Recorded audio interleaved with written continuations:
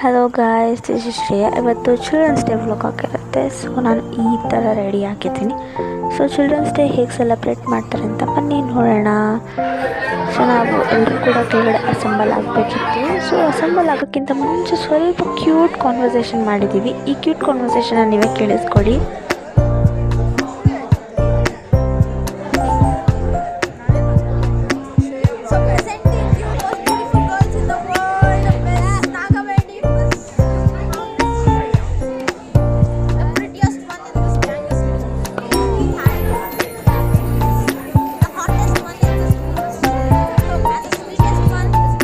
ಅವಳನ್ನ ನಾನು sweetest one ಅಂತ ಕರಿತೀನಿ ಅಂತ ಅಂದ್ಕೊಂಡಿರಲಿಲ್ಲ. ಅಂತ ಫುಲ್ ಶಾಕ್ ಆಗಿರಲಿ.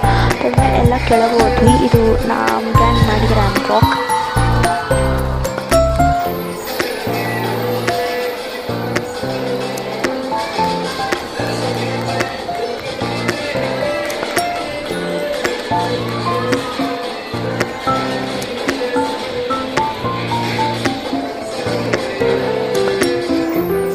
ಸೊ ಅದಾದಮೇಲೆ ಪಿಜ್ಜಾ ಕೊಟ್ಟರು ಕಾಲೇಜಿಂದಾನೆ, ಚೆನ್ನಾಗಿತ್ತು. ಸೊ ಪಿಜ್ಜಾ ಮಾಸಾ ಜ್ಯೂಸ್ ಕೊಟ್ಟಿದ್ದು ಅದೆಲ್ಲ ತಿನ್ಕೊಂಡು ಫನ್ ಮಾಡಿದ್ವಿ.